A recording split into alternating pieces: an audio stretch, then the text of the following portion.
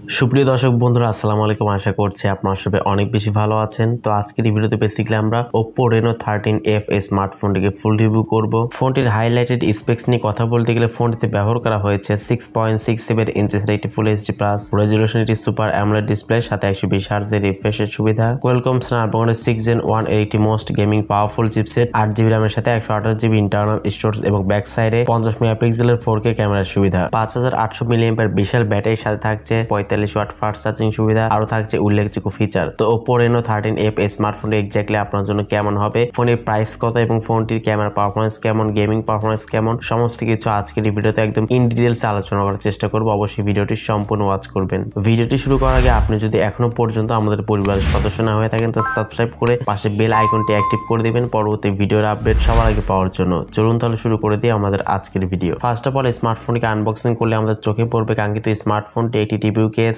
সিম ejector pin, 45 watt charger, type C cable এবং কিছু user manual papers. এই তো মোটামুটি স্মার্টফোনের বক্স কন্টেন্ট এগুলোই থাকছে। ফোনটির ডিজাইন এবং লুকস নিয়ে কথা বলতে গেলে স্মার্টফোনটি কিন্তু দেখতে অ্যাজ লাইক Oppo Reno 13 এর মতোই রাখা হয়েছে। ডিজাইনটি একদমই সেম। ব্যাক সাইডে 3টি ক্যামেরা সেটআপ ইউজ করা হয়েছে এবং ফ্রন্টে 32 মেগাপিক্সেলের ফ্রন্ট ক্যামেরার সুবিধা। তো ওভারঅল ফোনের ডিজাইন কিন্তু পার্সোনালি আমার কাছে একদম ইউনিক মনে হয়েছে এবং খুবই সুন্দর লেগেছে। ফোনের পোর্টস এবং বাটনের কথা বলতে গেলে ফোনের ডান সাইডে থাকছে ভলিউম আপ এবং ডাউন বাটন এবং পাওয়ার বাটন, নিচে থাকছে type C port, microphone, SIM tray এবং 3D স্পিকার। এখানে কিন্তু আমরা একটা জিনিস মিসিং দেখতে পাচ্ছি, সেটা হচ্ছে 3.5 মিলিমিটার হেডফোন জ্যাক কিন্তু থাকছে না। ফোনটির ডিসপ্লে সেকশনে বলতে গেলে ফোনটিতে পাচ্ছেন 6.67 ইঞ্চের একটি ফুল এইচডি প্লাস রেজোলিউশন একটি সুপার অ্যামোলেড ডিসপ্লে ইউজ করা হয়েছে। ডিসপ্লেতে পাচ্ছেন 120 হার্টজের রিফ্রেশের সুবিধা, 1200 নিটস পিক ব্রাইটনেস সুবিধা পাচ্ছেন এবং স্মার্টফোনটিতে আশাই গ্লাস নামের একটি প্রোটেকশনও কিন্তু পেয়ে যাচ্ছেন। তো ডিসপ্লে কোয়ালিটি কিন্তু এখানে যথেষ্ট ভালো থাকছে যেহেতু সুপার অ্যামোলেড থাকছে এবং 120 হার্টজের রিফ্রেশের। তো সেক্ষেত্রে অবশ্যই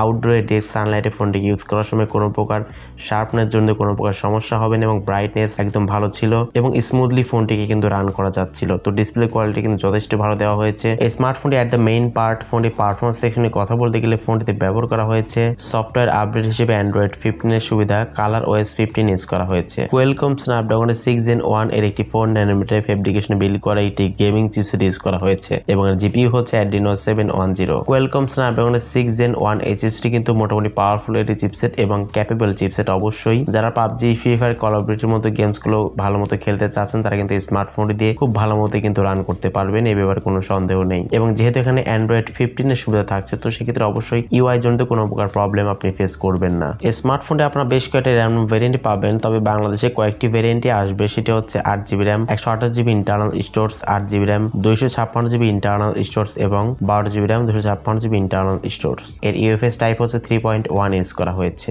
স্মার্টফোনটি ব্যাক সাইডে থাকছে 3টি ক্যামেরা সেটআপ, যার মেইন সেন্সর হিসেবে থাকছে 50 মেগাপিক্সেলের একটি ক্যামেরা, সেকেন্ড ক্যামেরাটি 8 মেগাপিক্সেল আল্ট্রা ওয়াইড সেন্সর এবং থার্ড ক্যামেরাটি হচ্ছে 2 মেগাপিক্সেল একটি ম্যাক্রো সেন্সর ইউজ করা হয়েছে এবং ফ্রন্টে থাকছে 32 মেগাপিক্সেল একটি ক্যামেরা। ফোনটি ব্যাক ক্যামেরা দিয়ে আপনারা সর্বোচ্চ 4K তে 30 fps এ ভিডিও শুট করতে পারবেন এবং 1080p তে ভিডিও রেজোলিউশন হচ্ছে সর্বোচ্চ 120 fps এবং ফ্রন্ট ক্যামেরা দিয়ে সর্বোচ্চ 1080p তে 30 fps এ ভিডিও শুট করতে পারবেন। এছাড়া ফোনটিতে থাকছে লাউড স্পিকার, কোনো প্রকার 3.5 মিলিমিটার হেডফোন জ্যাক থাকছে না, আপনাকে টাইপ সি 3.5 মিলিমিটার কনভার্টার অথবা ব্লুটুথ হেডফোনের সহযোগিতা নিতে হবে। তো এট লাস্ট স্মার্টফোনের ব্যাটারি নিয়ে কথা বলতে গেলে ফোনটি ব্যাটারিতে ইউজ করা হয়েছে 5800 মিলিঅ্যাম্পিয়ার এটি বিশাল ব্যাটারি এবং 45 ওয়াট ফাস্ট চার্জিং সুবিধা। 5800 mAh দেওয়াতে অবশ্যই ভালো একটা চার্জ ব্যাকআপ এখান থেকে আপনারা অনায়াসে পেয়ে যাবেন যেহেতু সুপার অ্যামোলেড ডিসপ্লে এবং কোয়ালকম স্ন্যাপড্রাগনের প্রসেসর। তো সেক্ষেত্রে অবশ্যই খুব একটা বেশি আসলে ব্যাটারি বার্ন করবে না, ভালো একটা চার্জ ব্যাকআপ এখান থেকে আপনারা অনায়াসে পেয়ে যাবেন এবং 45 ওয়াট চার্জারটি দিয়ে অবশ্যই দ্রুত সময়ের মধ্যে ফোনটিকে আপনারা পুনরায় রিচার্জ করে নিতে পারছেন। Oppo Reno 13F এই স্মার্টফোনটি কিন্তু খুব শীঘ্রই বাংলাদেশে লঞ্চ করা হবে এবং এই ফোনটি বাংলাদেশে আসলে ফোনটির 128GB ভ্যারিয়েন্টের অফিসিয়াল প্রাইসটি হতে পারে সম্ভবত 30 থেকে 35 হাজার টাকা প্রাইস সেগমেন্টের আশেপাশে